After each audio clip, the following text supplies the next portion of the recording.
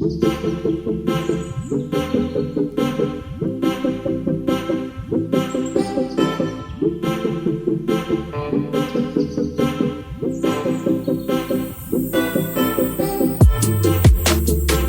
guys, for the top, all I did is to place my tape here and mark.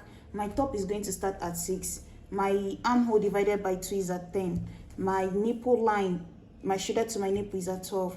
My shoulder to my under bust is at 15.5, and my shoulder to my waist is at 17.5. And then there's a half an inch for seam allowance to join it. To come to this nipple line, which is this center line here, and then I'm going to do my nipple to nipple divided by 2. I'm going to add half an inch to it. Mark that. Come down here, mark the same thing. So my nipple to nipple divided by 2 is 4, plus half an inch is 4.5, right? Mark it all over. 4.5 here, 4.5 here. Right? Make sure it's also 4.5 that I marked on this one, sorry. So now I'm going to connect the whole lines together this way. And then you can mark this directly on your fabric if you want to. And then the next thing I'm going to mark now is I'm going to come up to this line, and then I'm going to do my nipple to nipple divided by 2 plus 1 inch. So that's 5 for me. I'm going to go ahead and mark that here. And then I'm going to go ahead and connect it this way. Right? And then after that, the next thing is to come in here by 1 inch inside, like inside towards the center of the cloth, and then outer part of it, mark 0.75 on that side, right? And then all you have to do is then come down to your under bust.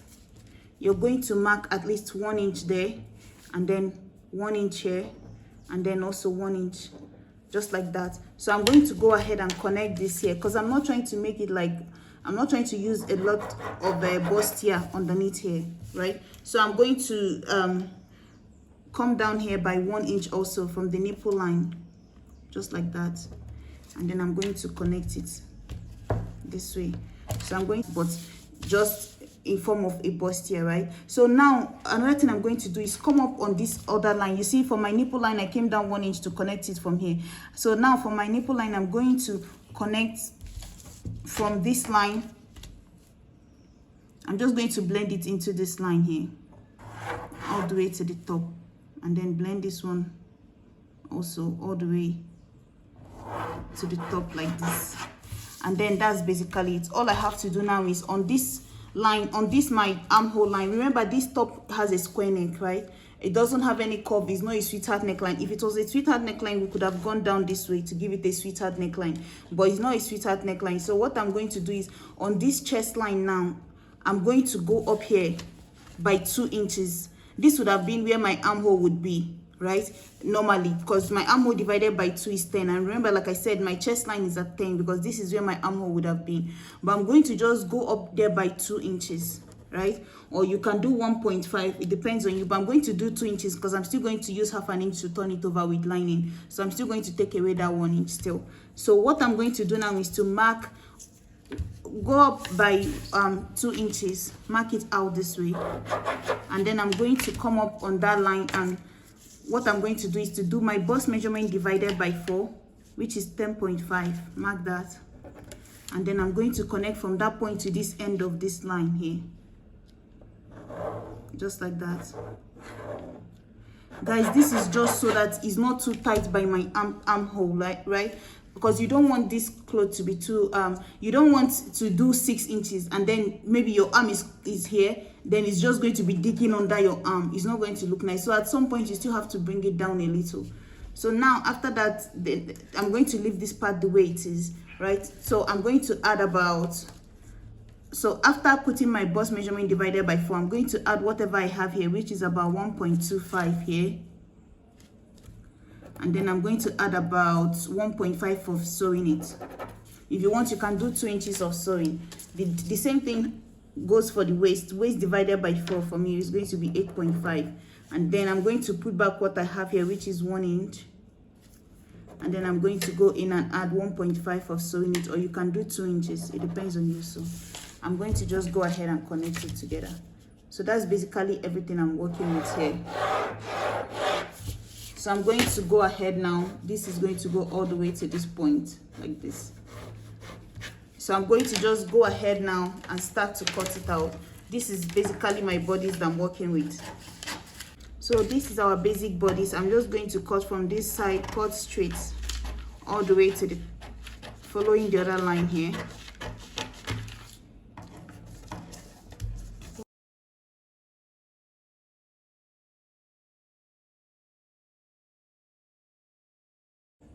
So guys, this is what I'm working with. As you can see, this is the center part. This is what I cut off from it, right? And then this too, I'm going to trace this one on a fold, especially this side, and then I'm going to cut this one. So I'm going to set it aside. And then guys, for the back panel, all I have to do is because the back is never an issue, right? I'm just going to use, because it's like a rectangle. The only thing that you need to put into consideration is that the side, and that you have your side, your basic bodice in between, and your like your seam allowance. So this is what I'm going to do here. I'm going to place this on this pattern here and check where my armhole, guys, you see what I was saying, where my armhole line is, which is at 10, which is somewhere here on this paper. You see where it is also, and then I came up by 2 inches to cut it in. So imagine if you don't use your normal armhole, it might dig very, like it might go up, because this is a basic bodice. The back pattern is this here. You see the armhole part here, you see the shoulder slope, the neckline. So what I'm trying to say is you have to come down a little, like enough so that when you're wearing it, your arm, the clothes will not be digging into your arm, right? Because normally this is where your armhole would have been, but already I'm taking it up this much, you understand? So now what I'm going to do is I'm going to pull this forward and make sure that the line of the side seam, like you see where my armhole is. So I'm going to make sure that that the line here, that the two sides are equal. So I'm going to rule this line, because I'm bringing it up to this point, right? Up to this point. So now all I have to do is just to rule a line straight across to the end, because I've gotten the main width, the side I need, right? Because these two sides are going to meet each other when I go to sew it, right? The two sides, the two seam allowances are going to meet each other. So if I don't put that into consideration and maybe cut this one lower, then this upper one, it will now look somehow. There's no way you can even sew it. So you need to put into consideration that the two of them needs to be the same length, so that when the two seam allowances meet each other, you will just sew it in that way. So now all I have to do is just to mark this to go straight across, or if you want, you can give it a little curve this way to bring it down instead of keeping your hand straight. So now another thing I like to do for my back panel to make it relax better is to go up 1 inch at the back. This helps my zip to relax better, right? I'm going to then blend it into the side seam this way. I'm going to blend it into the side seam like that. So now I'm going to just go ahead and cut. So I'm going to cut from here straight across this way. But if you want, like I said, I'm going to bring mine down. I don't want it too high at the back. And then I'm also going to go ahead and cut off this 1 inch at the bottom part here. So all I have to do is just to go ahead and trace this on my fabric, and then I'll bring it back here. I'll trace it on my fabric, also trace my lining. Guys, as you can see, I have my 1 inch of that for the back. This is just a basic back bodice that I have here. So I'm going to go ahead and trace this on my fabric, 2 of it, trace the body of the cloth and join them together. So guys, this is it here. I've gone ahead and joined this to this, and then this is it also, the center pattern. Guys, like I said, you're supposed to trace out your lining. So this is my lining, this is it here. So all I have to do is just to join the lining to the lining, and then the fabric to the fabric. So basically this one will be by the center, and then I'll have these two by the side, one on this side and then one on the other side. So I'm going to sew it on this, like from here to here, here to here, and then I'll join the lining also, and then join everything by the top. Do the same thing at the back, close it up by the sides. So guys, this is what it looks like. So this is the tube part of it, you see. So this is the back. Like I said, you're going to join the linings together and then use the top part to join the lining and the cloths together. So this is what it looks like on the inside, right? So now if I close it up, this is it. So this back here is for the zipper, and then this is the front here.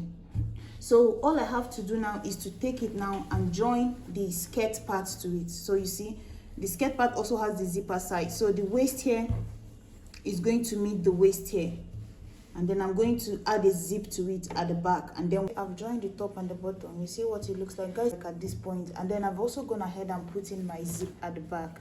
So now what I'm trying to get done is just the sleeve. So now I'm going to go ahead and cut it. So as you can see, I've also cut lining. So I have 2 pieces of the lining here, 2 pieces of it here, you see.